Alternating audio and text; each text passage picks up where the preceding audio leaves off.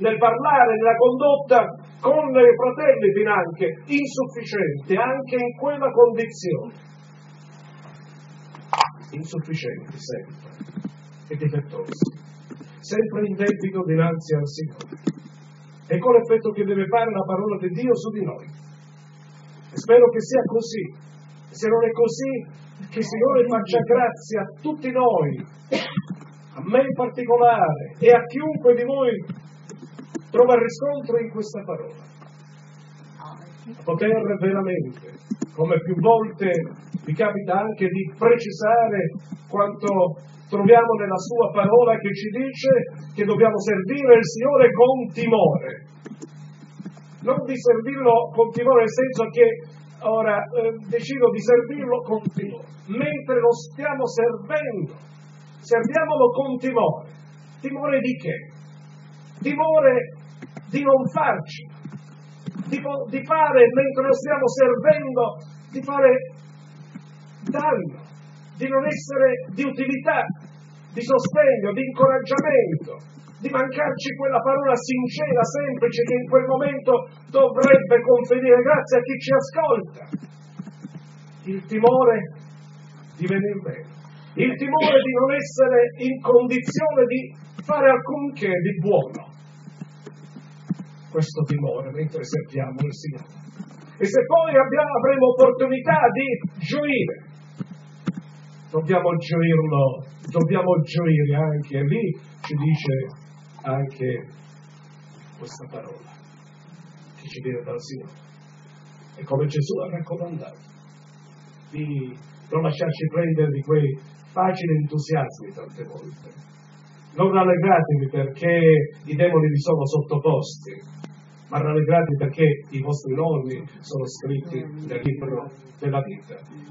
Per questo dovrete di una gioia, perché tante volte, vedete, cosa faccio? Di non avere quella sensibilità che mentre noi stiamo testimoniando la persona, o normalmente stiamo parlando con un credente, che in quel momento non sappiamo cosa sta attraversando e vede tutto quello il tuo entusiasmo di qualcosa, quello non può comprendere perché è assai distante, e ciò potrebbe anche appesantire.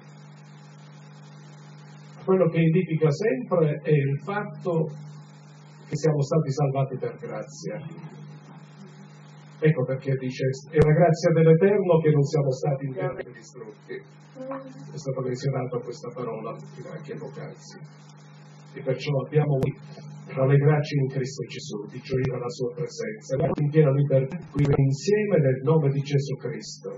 Ma ora è necessario, visto quello che abbiamo ascoltato, e come il Signore non è mai cambiato, è sempre pronto, perché dice la sua parola che Gesù Cristo è lo stesso ieri e oggi in eterno, è ancora pronto a salvare, a liberare, a guarire, è ancora pronto a intervenire in favore di coloro che con sincerità si rivolgono a Lui.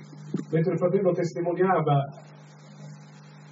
del momento in cui afferrò le sbarre della prigione e lì invocava il Signore, vedevo chiara questa scena, perché credo che diversi di noi abbiamo fatto questa esperienza, se non proprio in una prigione come quella in cui si trovò il fratello, ma abbiamo sentito come se eravamo prigionieri, imprigionati. Infatti Gesù dice: conoscerete la verità e la verità vi farà liberi.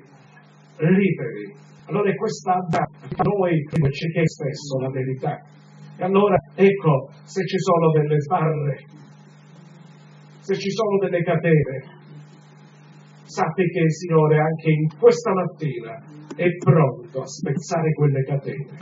Può darsi che sia l'indifferenza, la superficialità, può darsi che quella prigione è tutto ciò che è ormai la tua vita di tutti i giorni, o i tuoi propositi, i tuoi progetti, i tuoi traguardi raggiunti e altri ancora da raggiungere. Queste diventano come delle prigioni in cui vieni intrappolato, mentre Gesù ci chiama alla libertà, a vivere in Cristo liberi da qualsiasi prigione, da qualsiasi catena.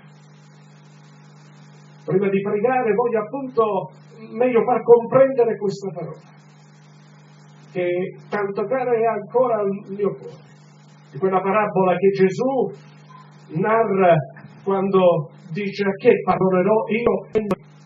A chi lo paragonerò? Allora io non si lascia andare con parole incomprensibili. Come sempre il Signore dà una parola semplice e chiara a tutti quanti coloro che hanno un cuore sincero, in modo tale che il sapientone non capisca nulla, ma coloro che invece aprono il loro cuore al sapere di Cristo, allora comprendono. A che paragonerò io il regno dei cieli? Guardate che lo sta dicendo: a che paragonerò io un posto, di lavoro importante? A che paragonerò io il raggiungimento di una laurea? O di un buon conto in banca, tale conto che sarà così abbondante da non avere più problemi per il resto della vita. Ma dice: a che paragonerò io il regno dei cieli? Il regno dei cieli. Il regno dei cieli è simile a un tesoro nascosto nel campo. È nascosto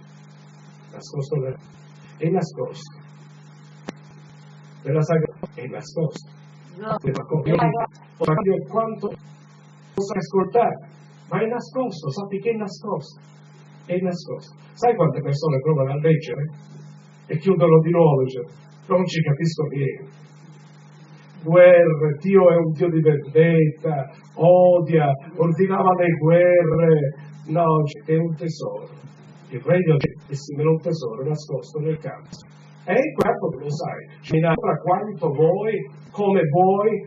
Puoi anche fermarti su quel campo, però il tesoro è nascosto. E quando l'uomo della parabola dice: il Signore lo ha trovato, per l'allegrezza che ha avuto, lo ha nascosto di nuovo. Per l'allegrezza che ha avuto, l'ha nascosto di nuovo.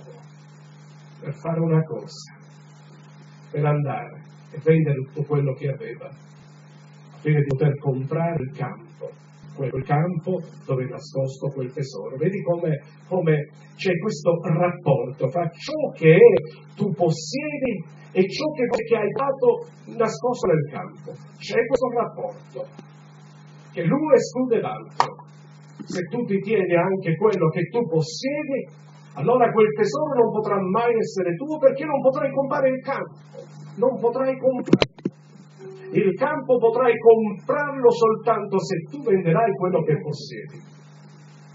Allora potrai comprarlo. E lì c'è questo grande tesoro. Il tesoro che è di una ricchezza incalcolabile. Di una ricchezza che veramente dovrà portarci a superare qualsiasi ostacolo. Perché c'è un detto mondano che dice che il denaro apre tutte le porte. E se il denaro apre tutte le porte che sono fatte per la morte, perché là non c'è niente da fare, e l'onore, ad esempio, che lo compri con il denaro, puoi coprire, possono farti un sorrisino, ma nulla di più. Mentre vedi questa ricchezza che aprirà tutte le porte, le porte di superare qualsiasi ostacolo, qualsiasi impedimento, le presunzioni, l'arroganza, il ritimento e le decisioni, quelle così affrettate, il fatto di non saper amare non quelli che ti amano, ma quelli che tu pensi che non ti amano. Potrai superarlo perché tu hai quella ricchezza. Per cosa vorremmo usare quella ricchezza?